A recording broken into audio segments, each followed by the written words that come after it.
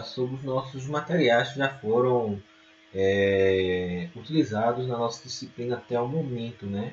Mas aí a gente não abriu muita informação sobre eles, que são nossos fusíveis, nossas chaves contratoras, as proteções dos motores, disjuntores. Nós estamos falando muito sobre eles, mas ainda não detalhamos. Claro que não vamos conseguir falar todos os detalhes, mas pelo menos nós vamos ter um conhecimento básico sobre eles. Vamos começar a falar sobre os fusíveis, né? Quando você vai escolher um fusível, você tem que saber que nenhum fusível é igual ao outro, né? E tem indicações em letras que indicam qual é a aplicação dele. A primeira letra do fusível ele vai identificar se ele vai trabalhar sobre a corrente ou sobre a corrente curto-circuito. E a segunda, que equipamento ele está destinado a proteger. Então eu posso ter dispositivos com a primeira letra A ou G. Né? A A é que ele só atua no curto-circuito e a G ele atua tanto na sobrecarga quanto no curto-circuito. E para os equipamentos específicos eu tenho a proteção de linha, proteção de motores, transformadores e semicondutores e as matrizes fotovoltaicas. Esse mapa mostra de uma maneira resumida alguns tipos de fusíveis, né, e as suas letras respectivas usuais. Eu tenho o GTR, que seriam fusíveis para transformador, né, dimensionado de acordo com a potência. Eu tenho os fusíveis do tipo GG, que são utilizados para cabos e linhas, né? Eu tenho o AM, que é a proteção para motores, né? Como é tipo A, ele só protege contra o curto-circuito, sobrecarga ele não garante, mas é utilizado especificamente para motores. Eu tenho os fusíveis que são destinados aos semicondutores, tipo GR ou AR, então eu teria um grupo de fusíveis que eles funcionam contra curto-circuito e contra sobrecorrente. Apenas um grupo de fusíveis que funciona apenas contra curto-circuito. E um terceiro que seria um componente também para semicondutores, só que não da mesma forma que o GR. Né? O GR ele teria uma ação mais rápida que esse fusível GS, na questão da atuação sobre curto-circuito.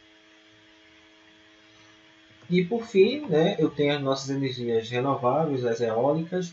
Elas são basicamente fusíveis GG, só que eles são classificados ou testados para suportarem o que eles chamam de correntes reversas.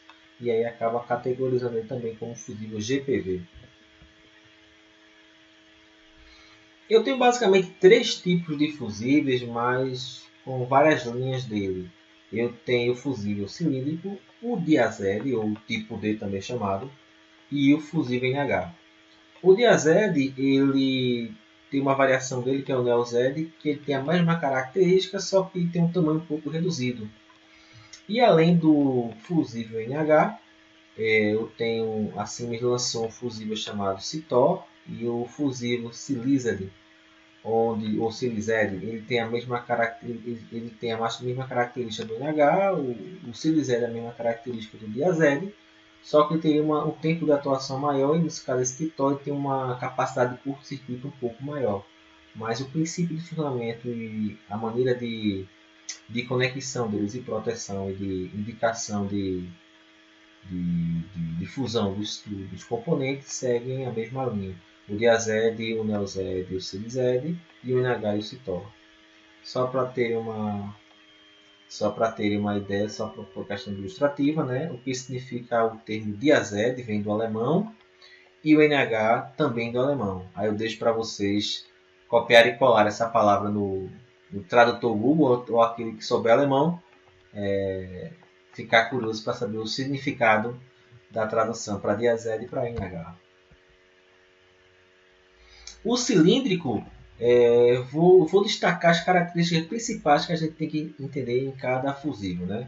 Esse cilíndrico, quais são as categorias que você vai encontrar o cilíndrico? GG ou AM. Então você tem um componente que ele é funcional para as linhas e protege contra sobrecorrente e curto-circuito, e para motores, onde ele tem uma proteção apenas contra curtos circuitos. Ele pode ser encontrado numa corrente nominal de 1 até 100 amperes, 3 tamanhos diferentes. A tensão de funcionamento dele seria até 690 volts e o destaque dele é porque ele pode ser dimensionado para suportar um alto nível de curto-circuito, até 100 kA.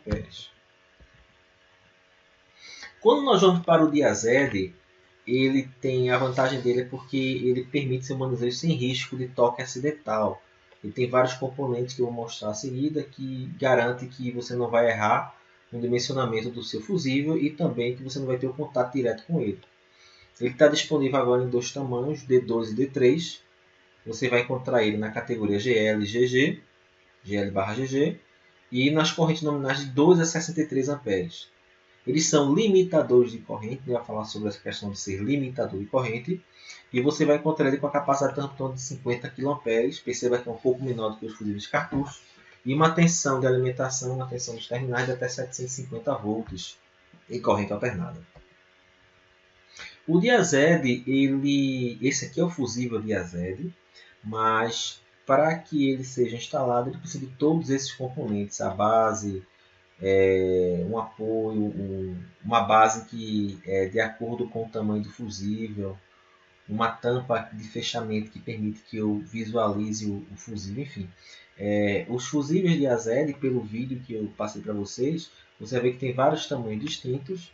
De acordo com a cor no pino dele, você vai saber qual é a corrente nominal dele.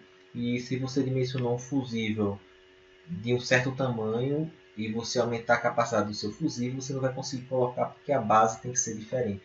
E quando ele fica todo fechadinho, você só tem esse visor para ver a espoleta dele, para ver se ele foi armado ou não. O Neozed é um fusível do tipo similar ao Diazed, só que ele tem um tamanho reduzido, né? Ele tem as mesmas características de LGG, dois tamanhos, agora no caso é D01 e D02, e ele pode variar as correntes nominais de 2 até 63 amperes. Também é limitador de corrente, pode ser aplicado até 50 kA e a tensão de até 400 volts. Percebendo a diferença, né, gente? De cada um. Eu tenho aqui até 50 kA, ele pode ter um nível de tensão suportável de até 750 volts. E o Neozed, ele é menor e tem uma capacidade de... ele tem um nível de tensão um pouco menor. O Siliced, ele tem também a mesma montagem do Diazed, só que o fusível é ultra rápido, né? Ele seria um fusível utilizado para equipamentos de potência, né? Tiristores e diodos. Então, ele teria um dimensionamento mais adequado para esses componentes, porque ele tem que ter um funcionamento, uma atuação muito rápida para que os tiristores e diodos não sejam danificados por uma corrente de curto-circuito. Você vai encontrar ele na categoria GR e em 3 tamanhos, e a corrente nominal de 16 a 100 amperes. É limitador de corrente também, e uma interrupção de 50 kA até 500 volts. Quando você parte para o fusível NH, a principal diferença que você vai perceber é a questão das correntes nominais. Enquanto o Diazed vai até 63 amperes, o NH vai até 1250 amperes. Ele também na categoria GL/GG, né, para a linha de distribuição, são limitadores de corrente e a capacidade de interrupção vai até 120 kA em 690 volts. Então eu tenho um fusível cartucho que vai até 100 kA, eu tenho um fusível Diazed que vai até 50 kA e o NH vai até 120 kA. O Citol ele tem o mesmo esquema de atuação do Diazed, né, mesma maneira de instalação, só que da mesma forma que o Siliced ele tem uma ação ultra rápida. Ele é mais apropriado para a proteção dos semicondutores, que seriam os tiristores, os diodos de potência, enfim. Ele é indicado para a entrada dos nossos UPS, no breaks, né? Então tem locais que eu tenho no breaks de grande porte, então ele é utilizado como componente interno dele para atuação rápida. E também soft start. Você vai encontrar na categoria AR, GR, GS e ele pode ir até 2400 amperes. Aí ele tem também vários formatos. O nível de tensão pode chegar até 2500 volts em corrente alternada ou 3.000 volts em corrente contínua. A grande diferença deles é a questão um detalhe dele construtivo, a indicação de atuação. Como eles não são transparentes, como é que eu posso saber que um fusível desse atuou? Todos eles têm, né, esse aqui é o NH, esse aqui é o diazédio, eles têm uma espoletazinha, né, um indicadorzinho. Quando eu tenho a fusão desse componente, essa tampinha que cai. Aí você vê logo que esse fusível atuou. E no NH, esse pontinho vermelho ele pula para fora, indicando que o meu fusível também atuou. Então, os dois têm indicadores de atuação. E o que é ser limitador de corrente? Limitador de corrente é o seguinte: eu tenho um nível de corrente de curto-circuito que, se eu não fizesse nada, ela poderia chegar nesse patamar. E aí, os fusíveis limitadores de corrente, eles cortam a corrente de curto-circuito antes que ela chegue no seu valor máximo. Então, ele começa a atuar de uma maneira muito mais rápida na primeira forma de onda dela. Ele começa a formar o arco elétrico, né, no fusível, e aí quando ele começa a ruptura, né, ele começa a interromper a corrente, o arco está formado e ele vai se extinguindo. E por fim, ele interrompe a corrente de curto-circuito e corta antes que ela atinja o seu valor máximo. Como é que a gente consegue entender esse negócio melhor? Esse é um exemplo de um fusível pela corrente aqui, é um fusível diazédio, né? E essa é a chamada curva de corte de curto-circuito, tá? Eu tenho essa curva aqui, essa primeira linha que representa a corrente de curto-circuito simétrica, né? Só sem as componentes de corrente contínua. E essa aqui é a corrente de curto-circuito mais assimétrica possível. Lembra do desenho da gente quando falou sobre curto-circuito? Quando você tem, de acordo com o instante que ocorreu o curto-circuito, eu posso ter uma assimetria máxima e assim eu tenho uma corrente de curto-circuito, né, com a crista máxima possível. Nesse exemplo, imagine o seguinte: no ponto de instalação, o nível de curto-circuito é 8 kA. E nesse local eu dimensionei um fusível para 63 amperes de corrente nominal. Tá? Nesse fusível de 63 amperes, eu tive um curto-circuito de 8 kA. O que é que o meu fusível fez? Com 8 kA, o meu fusível interrompeu a minha corrente mais ou menos em 5 kA.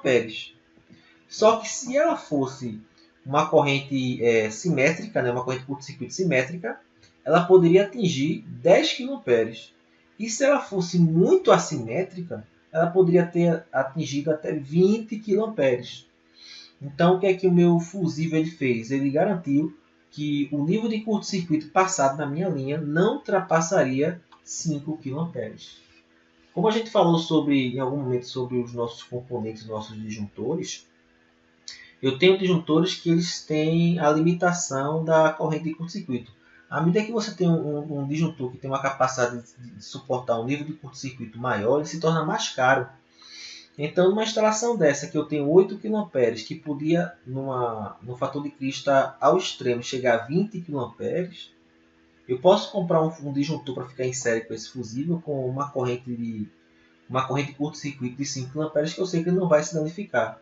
Porque apesar que no ponto está dimensionado 8 kA, o meu fusível vai limitar esse curto-circuito assim.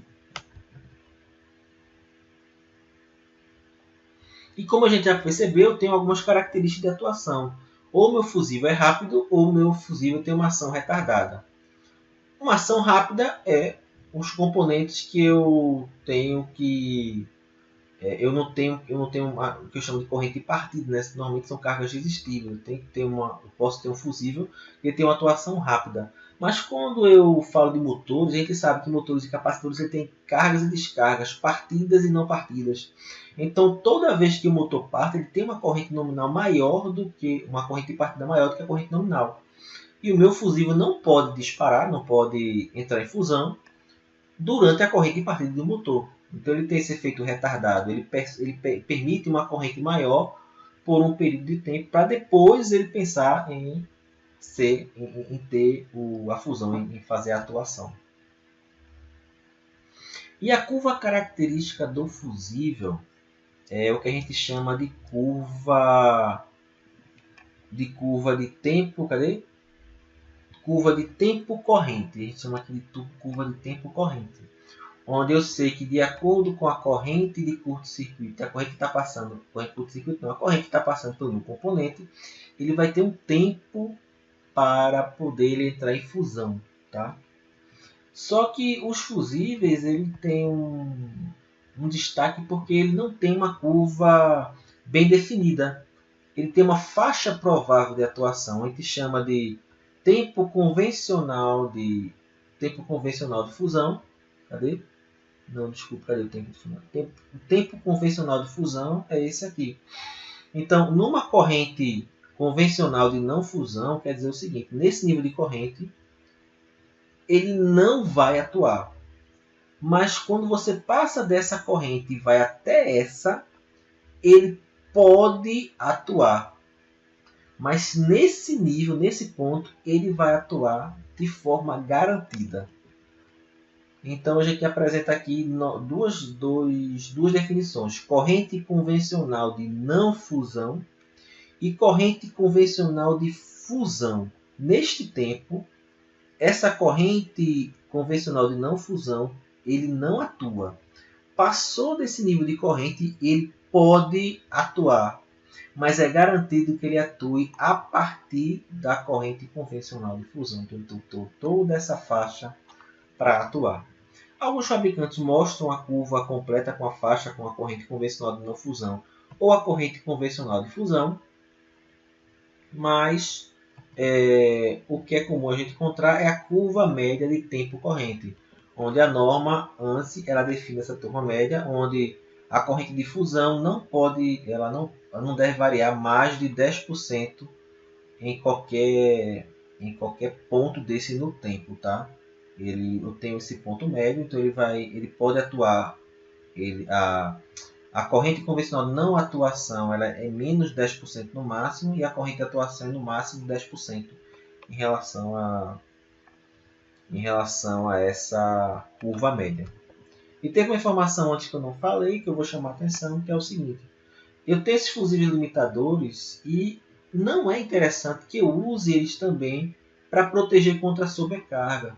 Perceba que ela tem uma atuação muito amena e essa corrente aqui, para iniciar, normalmente essa corrente é em média 1,4 vezes a corrente nominal. O que é que eu quero dizer aqui? Imagine que eu tenho um fusível de 100 amperes. Ele vai começar a pensar em fazer a fusão a partir de 140 amperes. Mas a sua carga é de 110, aumentou para 120, aumentou para 130 amperes. E o que acontece com o fusível? Ele não faz nada, ele não atua. Ele só vai começar a pensar em atuar a partir de 40% do 1,4, o valor da sua corrente nominal. Então, por isso que a gente não pode fazer o dimensionamento de um fusível para que ele seja o componente de proteção também contra sobrecarga, mas apenas uma proteção contra curto-circuito.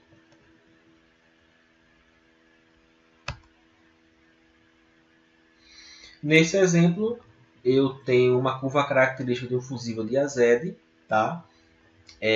Perceba o seguinte, essa aqui a curva tá difícil de ler, mas essa aqui é a curva do fusível de 6 amperes.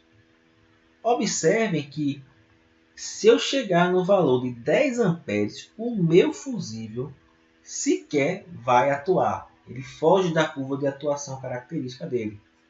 Em compensação, espero que, se a corrente for para 20 amperes, ele deve atuar no tempo de 1 segundo. Por isso que a gente não deve considerar um fusível para uso contra sobrecarga, porque se eu tenho um fusível de 6 amperes, se eu tivesse uma carga de 7 amperes ele também não atuava, 8 amperes ele não atuava, 9 amperes ele não atuava. É um fusível que ele está preparado para atuar em altas correntes de curto-circuito.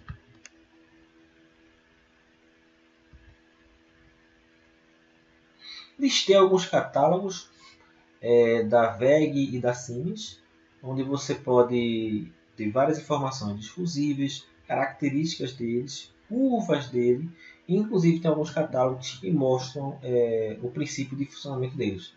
É interessante para pesquisa e para complemento das nossas informações.